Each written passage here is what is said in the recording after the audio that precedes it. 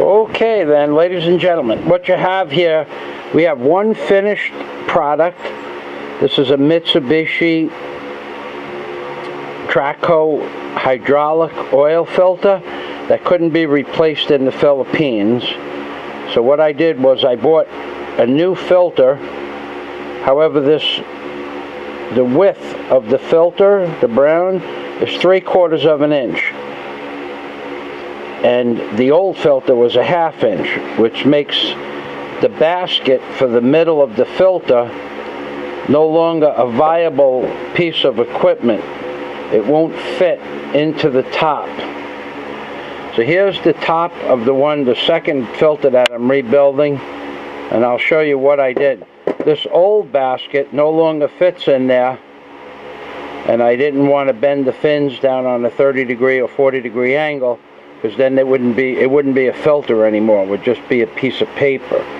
So I took the guts, the internal filter from this, and I took the reinforcing frame out from the inside and collapsed this down, but I rounded it on a piece of round pipe. And rather than wire this together, I just put tape on here and made it smaller than the diameter of the hole. Also at the top of the hole, you're going to notice I Dremel tooled out, I grinded out the top so that this flange on here fits into the top. Otherwise, you couldn't get the flange in because the flange is made for a smaller diameter webbing. So now this fits on top of there nicely. And in order to keep it from collapsing inward, I'm going to take this off. So this basket is going to go in here. Now instead of using wire, I just put one layer of box tape on here. Now some people might think that's going to stop the flow of oil through the filter, and it will for a few days or a few hours. But once this fills up with hydraulic oil, that's going to disintegrate into nothing. And that will be able to go through the pump, and when it comes through the pump, it will be filtered out into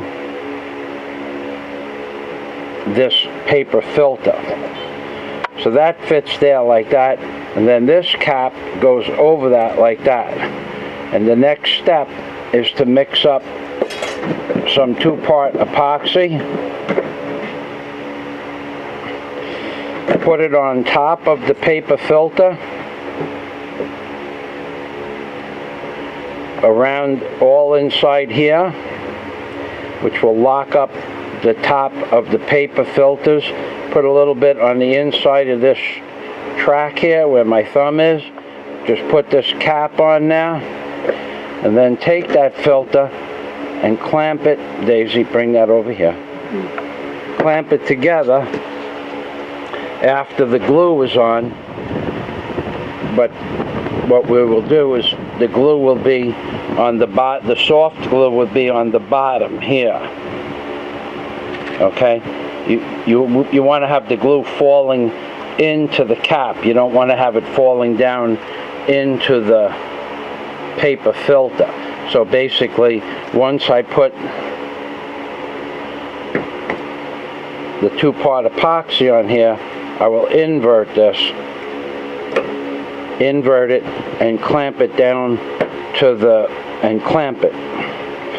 So that's the third part.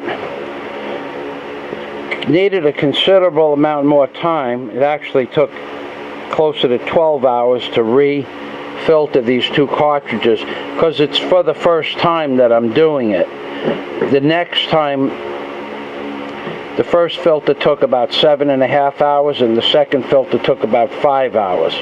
So the next time I do it, the whole process should be done, both filters, in 5 hours.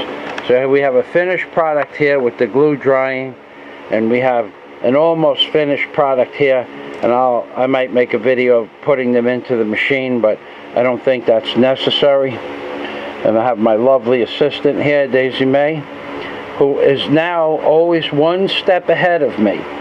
if she knows I'm going to need a pair of pliers or dikes or glue or Bondo or screwdriver, Daisy has now gotten to the point of being a very good apprentice. In about 250 years, Daisy will be a full-blown mechanic, and I'll be here guiding her every step of the way. So thanks for watching our videos, and God day to everybody from Michael Fazio and Daisy May in the Philippines, baby. Oh yeah, I wanted to show you something else. We still have the foot brakes on. I don't know which videos I'm going to load, but 2 of them I forgot to put the foot brakes in. This is preventing tools from falling on my damage. The bridge of my foot is seriously damaged, so this prevents the tools from doing any damage. I have a K-Pock doormat and some sheet metal I found on the road. Works just fine. Remember the old expression, when men were men. That's right. Oy vey and shalom. And remember those 3 things, ladies and gentlemen. Always remember those 3 things.